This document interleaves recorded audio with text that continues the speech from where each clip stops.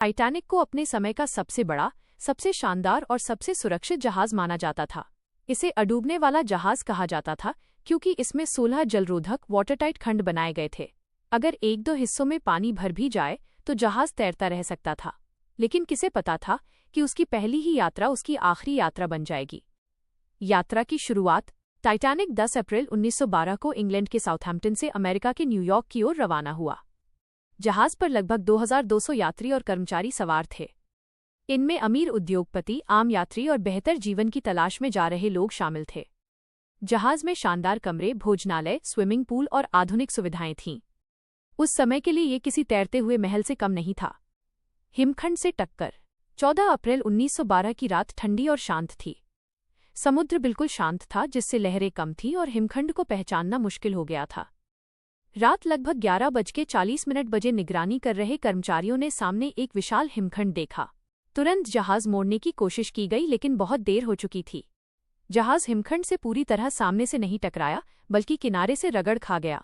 इस टक्कर ने जहाज के निचले हिस्से में कई जगह दरारें डाल दीं। पानी तेजी से अंदर घुसने लगा। शुरुआत में किसी को अंदाजा नहीं था कि स्थिति इतनी गंभीर है। पानी भरने की सच्चाई। टाइटैनिक के डिजाइन में यह माना गया था कि अगर 4 जलरोधक खंडों तक पानी भर जाए तो भी जहाज नहीं डूबेगा, लेकिन हिमखंड से टक्कर के कारण 5 से अधिक हिस्सों में पानी भर गया। जहाज का आगे का हिस्सा धीरे धीरे नीचे झुकने लगा। इंजीनियरों ने कप्तान को बताया कि जहाज को बचाना असंभव है। अनुमान था कि लगभग 2 घंटे में जहाज डूब जाएगा। अब सवाल था, यात्रियों को कैसे बचाया जाए। लाइफ बोट की कमी। टाइटैनिक पर केवल 20 लाइफ बोट थीं, जो लगभग 1100 लोगों को ही बचा सकती थीं, जबकि जहाज पर 2200 से ज्यादा लोग थे। उस समय के नियम पुराने थे और इतने बड़े जहाज के लिए पर्याप्त लाइफ बोट अनिवार्य नहीं थीं। महिलाएं और बच्चे पहले का नियम अपनाया गया, लेकिन अफरा तफरी के कारण कई लाइफ बोट आधी खाली ही उतार दी गईं। कई यात्रियों को शुरुआत में लगा कि ये केवल एहतियात है, इसलिए वे गंभीरता को समझ नहीं पाए। तेज रफ्तार और चेतावनियां। में अन्य जहाजों से कई बार बर्फीले क्षेत्र की चेतावनी मिली थी, फिर भी जहाज लगभग पूरी गति से आगे बढ़ रहा था। कुछ विशेषज्ञों का मानना है कि कंपनी चाहती थी कि जहाज समय से पहले न्यूयॉर्क पहुंचे, ताकि उसकी प्रतिष्ठा और बढ़े।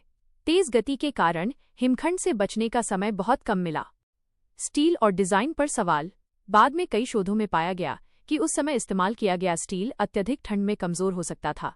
ठंडे पानी के कारण धातु ज्यादा भंगुर, ब्रिटल हो गई थी, जिससे टक्कर का असर और गंभीर हुआ।